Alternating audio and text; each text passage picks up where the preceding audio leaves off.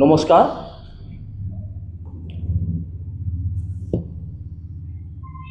BJP চৰকাৰে বা BJP দলে 2014 চনত আমাৰ কোচ ৰাজবংশী তথা কমতাপুৰী বা গ্ৰেটাৰ কোচবিহাৰবাসী ৰাইজক যি প্ৰতিশ্ৰুতি দিছিল 2014 চনৰ লোকসভা নিৰ্বাচনত আমি বিজেপিক ভোট দি কেন্দ্ৰত চৰকাৰ বনাই দিলোঁ। 2019ত আকৌ প্ৰতিশ্ৰুতি দিলে আমাৰ কমতাপুৰী যি সমস্যা আছে আমাৰ সমস্যাবিলাক সমাধান কৰাৰ কাৰণে 2019তো প্ৰতিশ্ৰুতি দিলে। তাৰ ফলত আমি 19তো ভোট দিলোঁ, লোকসভাত কেন্দ্ৰীয় চৰকাৰ গঠন হ'ল। 2023 চনৰ 17 জানুৱাৰীত কেএলৰ লগত আলোচনা কৰি কেএলক শান্তি আলোচনাত মাতি আনিলে। ইতিমধ্যে 8 বাৰ আলোচনাও হৈ গ'ল, কিন্তু শান্তি চুক্তিটো হোৱা নাই। 2023 চনৰ 17 জানুৱাৰীত যেতিয়া ভাৰত চৰকাৰে আনিলে কেএলক, আমি খুব ভাল পাইছোঁ, আনন্দিত হৈছোঁ, নিশ্চয় কিবা এটা সমাধান ওলাব। আৰু সেই উদ্দেশ্যে 2024 লোকসভা নিৰ্বাচনত আমি বেছিকৈ ভোট দিলোঁ, বিজেপিক ভোট দি চৰকাৰ বনাই দিলোঁ। কিন্তু প্ৰতিশ্ৰুতিবোৰ বিজেপিয়ে পূৰণ নকৰিলে, যাৰ কাৰণে আমি ক্ষোভিত হৈ গৈছোঁ। এতিয়া আৰু প্ৰতিশ্ৰুতি দিয়াৰ টাইম নাই। যিবিলাক প্ৰতিশ্ৰুতি দিলে 2014, 2019, 2024, এই প্ৰতিশ্ৰুতিবোৰ পূৰণ কৰিব লাগে।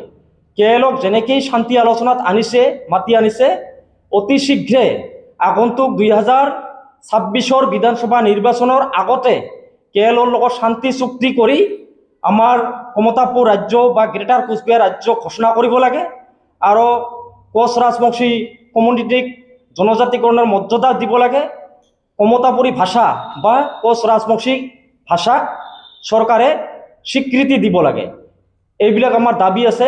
আৰু বিজেপিয়ে প্ৰতিশ্ৰুতি দিছিল, এতিয়া তেনেকেই আমাক আগন্তুক 2026 নিৰ্বাচনৰ বৈতৰণি পাৰ হ'ব বুলি আমাৰ এটা সন্দেহ হৈছে। সেইকাৰণে আমি অহা 15 ফেব্ৰুৱাৰীত ৰেল ব্লক কাৰ্যসূচী লৈছোঁ। এই ৰেল ব্লক কাৰ্যসূচীৰ জৰিয়তে যাতে সমগ্ৰ কমতাপুৰবাসী ৰাইজ বা গ্ৰেটাৰ কোচবিহাৰবাসী ৰাইজ ওলাই আহি আমাক সহায় কৰক, সমৰ্থন কৰক, সহযোগ কৰক, যাতে 15 ফেব্ৰুৱাৰীত যাতে আমাৰ যি আদায়, আমাৰ অস্তিত্ব ৰক্ষাৰ যি আন্দোলন, এই আন্দোলনত যাতে আমি সফল হ'ব পাৰোঁ। ভাৰত চৰকাৰৰ পৰা আমাৰ দাবী যি আছে, দাবীখিনি যাতে পূৰণ কৰিব পাৰোঁ, বাধ্য কৰাব পাৰোঁ। সেই উদ্দেশ্যে 15 ফেব্ৰুৱাৰীত সমগ্ৰ ৰাইজক আমি ৰেল অৱৰোধ কাৰ্যসূচীত অংশগ্ৰহণ কৰাৰ কাৰণে অনুৰোধ জনাইছোঁ। আৰু বিজেপিক ভোট দিয়াৰ কাৰণে উত্তৰ বংগত আমাৰ কোচ ৰাজবংশী জনতাৰ ওপৰত TMCয়ে যি অত্যাচাৰ কৰিছিল, একমাত্ৰ বিজেপিক ভোট দিয়াৰ কাৰণে আমাৰ কোচ ৰাজবংশী জনগোষ্ঠীৰ মানুহৰ ঘৰ জ্বলাই দি আছিল, বিভিন্ন ধৰণৰ অত্যাচাৰ কৰিছিল TMCয়ে, মমতা চৰকাৰে। তথাপিও কিন্তু আমি বিজেপিক ভোট দিছোঁ। কিন্তু এতিয়া বিজেপিয়ে যি ধৰণৰ নিৰ্বাচনী বৈতৰণি পাৰ হোৱাৰ কাৰণে চেষ্টা চলাই আছে, ইয়াত আমি ক্ষোভিত হৈছোঁ। সেইকাৰণে 15 ফেব্ৰুৱাৰীৰ ভিতৰত যাতে 15 ফেব্ৰুৱাৰী যেতিয়া আমাৰ ৰেল ব্লক কাৰ্যসূচী আছে, ইয়াৰ পিছতো যদি চৰকাৰে এই দাবী পূৰণ নকৰে, তেতিয়াহ'লে আগন্তুক 2026 চনৰ বিধানসভা নিৰ্বাচনত, যোৱা BTC নিৰ্বাচনত যি ধৰণে আমি কোকৰাঝাৰ চিৰাঙত বিজেপিক শূন্য কৰি দিছোঁ, একে ধৰণৰ অৱস্থা কিন্তু অসম আৰু উত্তৰ বংগৰ 80টা বিধানসভা সমষ্টিত আমি বিজেপিক তছনছ কৰি দিম। ধন্যবাদ। ৰেল ষ্টেচনতে আমি কৰিম। জায়গা ঠিক হ'ব নাই, ফাইনেল আমি কোকৰাঝাৰ ৰেল ষ্টেচনতে কৰিম। ৰাতিপুৱা 6 বজাৰ পৰা আমাৰ ৰেল ব্লক কাৰ্যসূচী আৰম্ভ কৰা হ'ব। ঠিক সময়ত যাতে গোটেই ৰাইজে আহি কোকৰাঝাৰ ৰেল ষ্টেচনত আহি এই কাৰ্যসূচীত অংশগ্ৰহণ কৰে। ৰাতিপুৱা 6 বজাৰ লগে লগে আমি আমাৰ কাৰ্যসূচী আৰম্ভ কৰিম। ধন্যবাদ। যিমান দল সংগঠন আছে সকলোকে সমৰ্থন কৰাৰ জন্য, সহযোগ কৰাৰ কাৰণে আমি অনুৰোধ কৰি আছোঁ। যিহেতু কেএলই 33 বছৰ সংগ্ৰাম কৰিছে জাতি মাটিৰ স্বাৰ্থত, ইয়াত আৰু কি আন্দোলন আছে?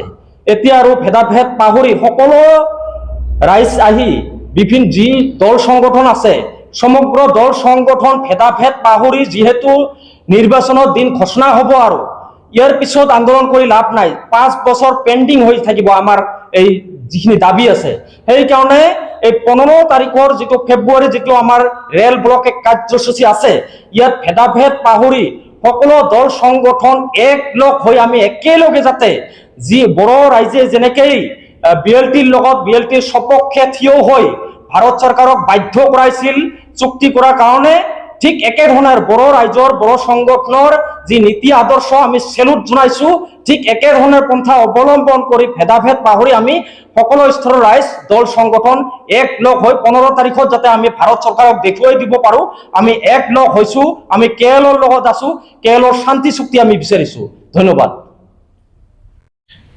তো যি নহওক আমি ইলেকশ্যনৰ সময়ত দেখা পাইছো বিজেপি চৰকাৰে হওক বিজেপি দলে হওক বা টিএমচি হওক একেধৰণে তেওঁলোকৰ চিন্তাধাৰাবোৰ একেধৰণৰ ইলেকশ্যন আহিলে অকল ৰাজবংশী ঢলটো বুজাই দিয়ে টিএমচিও বুজায় বিজেপিও বুজায় আমি উত্তৰবংগত দেখা পাইছো পশ্চিমবংগৰ চিফ মিনিষ্টাৰে মমতা বেনাৰ্জীয়ে ইলেকশ্যন আহিলে তেওঁ কয় যে উত্তৰে কমতা দক্ষিণে মমতা কিন্তু ইলেকশ্যন পাৰ হলে তেখেতে আমাক চিনি নাপায় ৰাজবংশী কোন হয় হিন্দু হয় নে কি হয় তেখেতে গমেই নাপায় বোলে এনেকুৱা তুলুঙা মন্তব্য সেইকাৰণে আমি দিদিকো সকীয়াই দিছো দিদি খেলা হবে এইবার খেলা হবে রাজবংশী কি জিনিস হয় আপনাকে দেখা দিব ঠিক একে ধরনের ডক্টর হিমন্ত বিশ্ব শর্মা ডাঙৰীয়াও একে ধৰনেৰ এই দিদি আৰ দাদাৰ একে ধৰনেৰ ভাষ্য আমি চিফ মিনিষ্টাৰৰ পৰা বহুত আশা কৰিছো